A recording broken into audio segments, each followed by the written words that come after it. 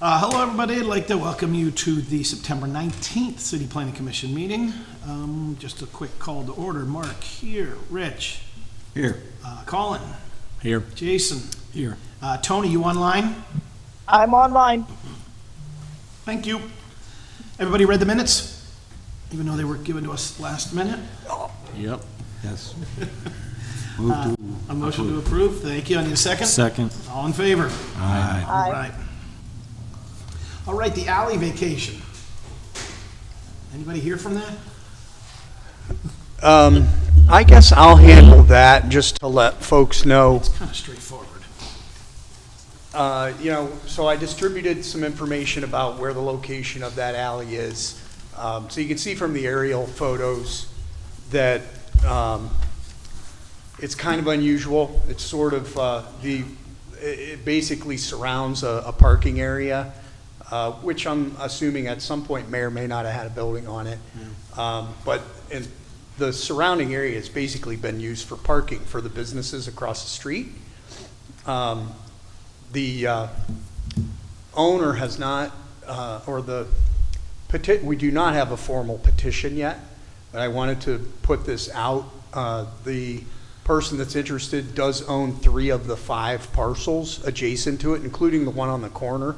So as far as a petition is concerned, you wouldn't actually be required to submit a petition with signatures of the property owners because he has the majority of the number and of the frontage along the alley that would be vacated. So prior to that, I said, well, let me reach out.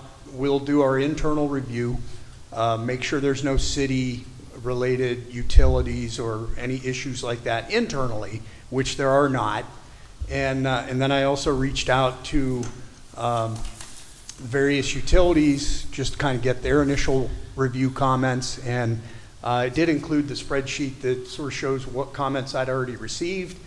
And typically a lot of times we don't get comments from some of the other folks, but all the major utility folks did already provide comments. There's no infrastructure, it doesn't appear in that alley area, no impacts anticipated from the vacation. So at this point, with that information in hand, generally, I don't see any obstacles to making a recommendation on the vacation. So with that, I'll leave it to the board. Yeah, I don't see anything wrong with it. Do you? Nope. Guys? That looks good. We good? Okay, then. Well, do we need a motion for this? So yeah, at this point, Okay. if you want to make a motion to make a recommendation to council on the vacation, we'll still ask them to submit a formal application. Sure. But I wanted to get this out there and get this in front of you guys. If for no other reason than October, I'll be out of town in October, and I thought I wouldn't want to make these guys wait a couple months to go through the process. So, Okay. yeah. Well, I need a motion. I'll make a motion to recommend vacation. I'll second it. Second. All in favor? Aye. Aye. Okay. All right, historic property designation.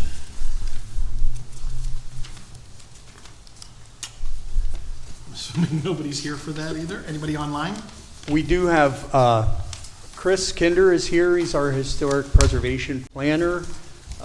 Chris, if you would give us a kind of an overview on the process and the property. Good afternoon. Afternoon, Chris. So this home, it'll be our first residential property to be nominated for historic overlay designation. It's 317 Frontier Drive, built in 1927. It's a Spanish colonial revival. It's really a great house in the Frontier neighborhood. The owner is the one who prepared the nomination, so the one I believe that Jake passed on to was all done by the homeowner. They live here throughout the summer. They also live in Pittsburgh. The owner, Matthew Falcone, is already a great asset to the community. And this home is just, I think, a beautiful example, and it's nice to have a residential property that was nominated by the actual owner. They are seeking this designation partly because they want the designation and also because they want to kind of build some trust within that community to potentially establish a district there down the road. So it is a great home. It's a great application. The HRC did vote to approve this unanimously, and we're looking for your approval as well. Well, thank you.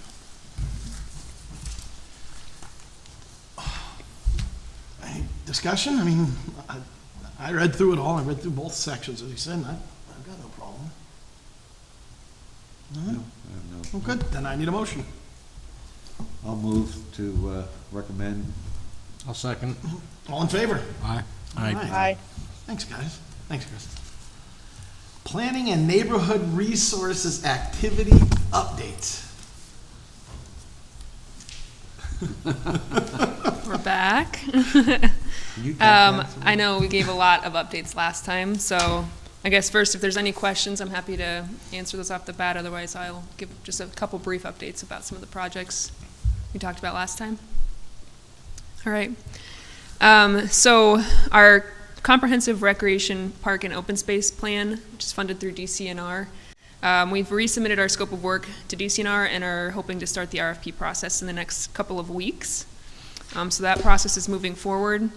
We also have sent out some initial invitations to seat a steering committee for that grant, so that's also in process. That's a requirement to seat the steering committee before we issue the RFP. Safe Streets and Roads for All. This is a U.S. Department of Transportation grant.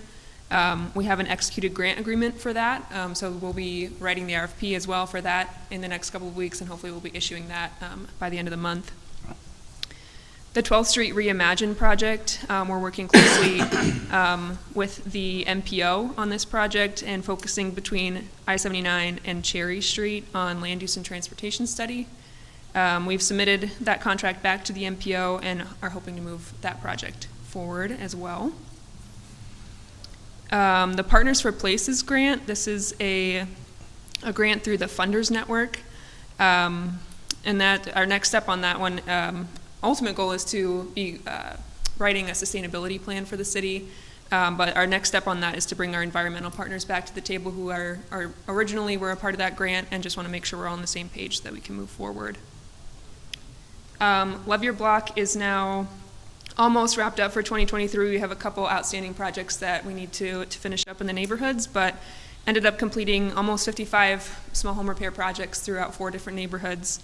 So we're very pleased with the work and how the summer went. The team worked really hard. Our grantee for Love Your Block, which is the Bloomberg Center for Public Innovation, is going to be visiting next week and meeting with some internal city departments, planning department staff, Love Your Block staff, residents, community groups, just trying to get a lay of the land for Erie. So that'll be, it'll be exciting to have their staff here in Erie and seeing the lay of the land. We presented to City Council about 2 weeks ago about the Buffalo Road Neighborhood Plan, which you all have reviewed, and they will be voting to move that forward hopefully in October. So that will be good to get moving forward. And then the Historic Preservation Plan, and maybe if Chris is gone, abandon me. We have received the draft of that plan, and the steering committee is going to be reviewing that next week. And then the HRC will also review that, and we'll be moving it towards adoption as a city-wide plan as well. Any questions? No? No. A lot of irons in the fire. Yeah. We're always here to answer questions if you have anything, so All right, thank yeah, you. let us know. Thanks. Thank you. Okay, do we have any public comment? Anybody? No, I don't see anybody. Okay, well, I need a motion to adjourn. So moved. And Second. Okay, thanks, guys.